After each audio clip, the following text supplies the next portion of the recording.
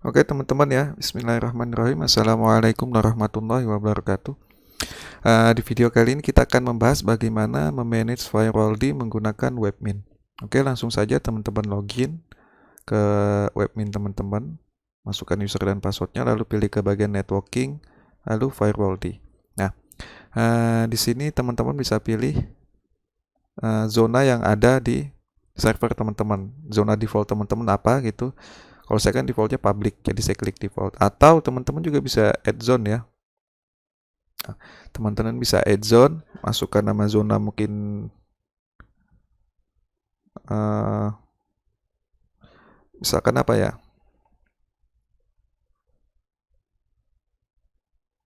Misalkan ini aja ya, misalkan zona baru gitu.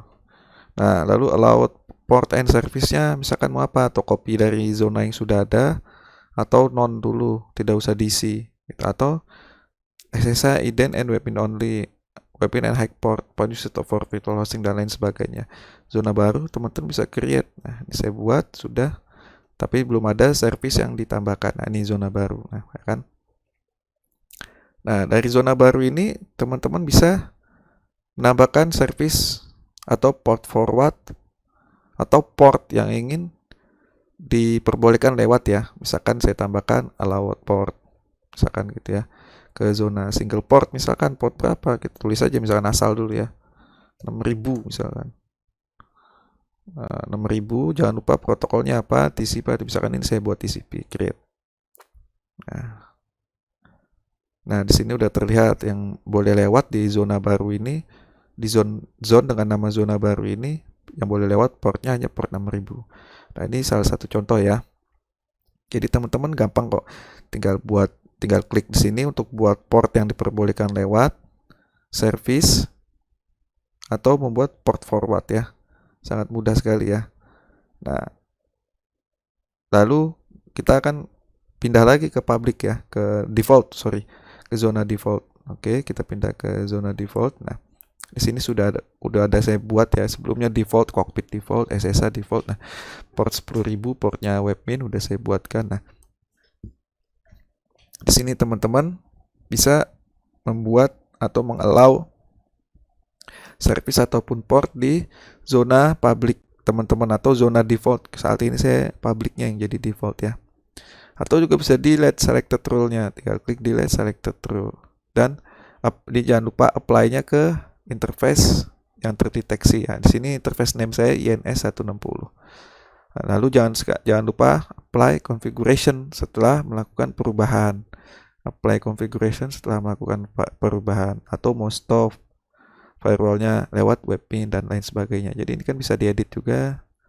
Nah, misalkan saya lihat cockpit, nah allowed in zone-nya public, service-nya kan ini banyak ya. Misalkan saya return, misalkan kita mau menambahkan service, allowed service. Lalu kita lihat di sini apa yang mau kita tambahkan nih, service-service yang sudah ada di sini default. Nah, ini bisa ditambahkan kok nanti. Nanti saya kasih tahu caranya, banyak sekali ya. Zabbix agent dan sebagainya. Syslog, Steam, SNMP, Trap, SMTP, Samba, RTP, Prometheus, dan lain sebagainya. Teman-teman bisa pilih salah satu aja. Pilih misalkan ini, lalu tinggal klik create. Nah, misalkan ini lah, saya buat aja lah proxy DHCP, lalu kita create. Nah, di dalam service ini sebenarnya udah ada port-portnya. Jadi, kalau teman-teman mau gampang seperti itu buat service-nya tanpa harus tahu portnya, jadi tinggal diisi. Nah, ini cara buat allowed service. Nah, seperti tadi kalau kita mau allowed port, kita tinggal klik allowed port, lalu masukkan port rank atau single port, misalkan port 5000, kita create. Nah, di sini portnya sudah terbuat 10.000, 5.000, 5.000 port TCP. Nah, di sini sangat mudah ya, daripada istilahnya tuh teman-teman menggunakan CLI, dan jangan lupa apply configuration. Nah, ini udah permanen ini, kalau sudah kayak gini dia permanen kalau kita menggunakan webmin ya. Tuh. Ini udah permanen ini kalau udah kayak gini. Udah aktif app boot, yes, tuh, aktif app boot, yes. Ya, jadi di sini cara memanage firewall menggunakan webmin. Nah, lalu selanjutnya di sini ada network configuration ya. Selanjutnya kita ke network configuration. Nah, network configuration ini fungsinya teman-teman bisa memanage network interface yang ada di server teman-teman. Nah, ini kita klik salah satu ya, network interface yang terdeteksi INS. Nah, kalau teman-teman mau merubah, tinggal klik. Nah, merubah IP address, terus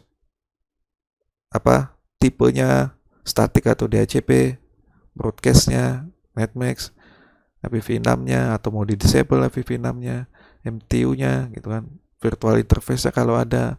Nah, teman-teman bisa merubahnya lewat sini. Lalu jangan lupa save. Lalu selanjutnya routing dan gateway. Nah, misalkan teman-teman mau nambahin gateway atau routing table-nya, tinggal pilih interface-nya, masukin gateway-nya. Udah, sisanya default. Act as router ini biarkan no kalau si server itu tidak bertindak sebagai gateway ya atau router internet. Jadi ini dibikin no saja. Lalu save, jangan lupa. Lalu selanjutnya hostname and DNS client. Nah, teman-teman bisa merubah hostname-nya juga di sini ya. Update hostname in host address if change host file. Jangan lupa nih default sama DNS. Kalau hostname ini biarkan default aja. Nah, ini gateway-nya. Teman-teman mau nambahin gateway DNS server. Ini DNS, ini DNS, ini DNS, ini DNS. Search domain kalau misalkan sudah ada DNS lokal ya, baru nanti dimasukkan ini. Kalau kita menggunakan DNS lokal. Lalu ada host address. Nah, host ini fungsinya untuk ini ya.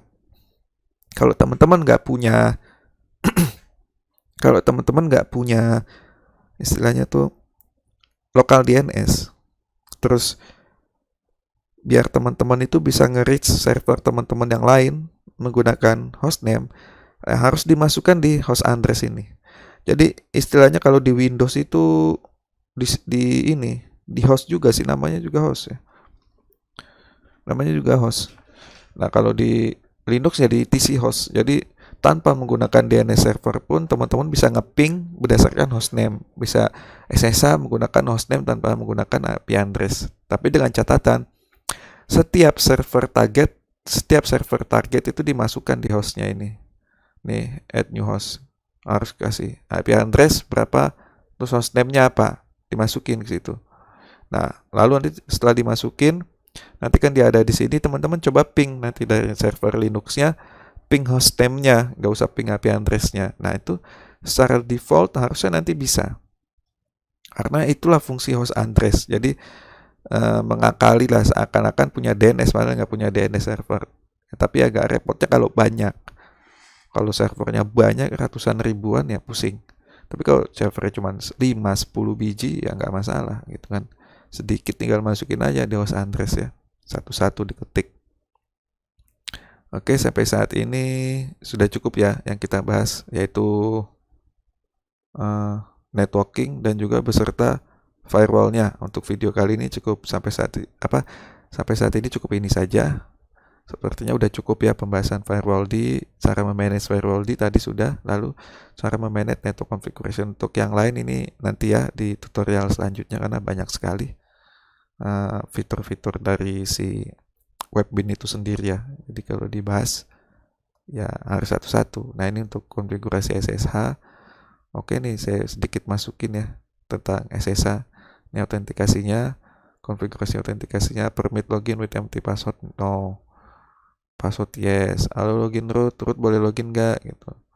Only for comment atau root nggak boleh SSH langsung. Ini untuk security-nya harusnya no gitu. Display etc mode, add login, ignore user unknown host, pre-login message. Nah, ini bisa dibuat gitu. Kurang lebih seperti itu ya. Nah, lalu bisa ngebuat juga.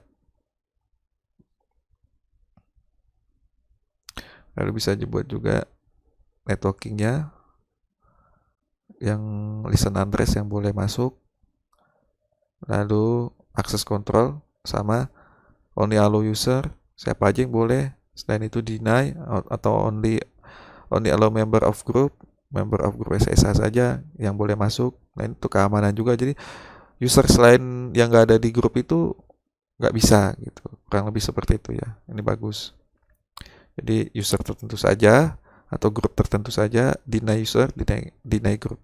Oke, selanjutnya malicious option, ini tidak diperlukan sih, by default ini biarkan saja sih. Umumnya sih ini banner mana sih, ada, nanti ada di sini banner nih, pre-message nih, cara bikin banner. Ini kalau mau ngedit via CLI juga bisa disediakan tuh, teman-teman bisa ngedit via CLI, lalu tinggal save and close. Kalau masih mau menggunakan CLI itu juga disediakan, jadi gak usah khawatir kalau senang menggunakan CLI. Client host option tidak diperlukan, kalau teman-teman perlukan boleh. Ini setup SSH key-nya. Nah ini key-nya nih, kalau mau ganti silahkan, tapi saya sarankan jangan. Kalau ini nanti saya bahas di ini selanjutnya ya. Oke, kurang lebihnya saya mohon maaf ya teman-teman apabila ada kekurangan di video ini. Sekali lagi saya mohon maaf apabila ada kekurangan karena keterbatasan ilmu saya. Oke, sampai saat ini selesai. Assalamualaikum warahmatullahi wabarakatuh.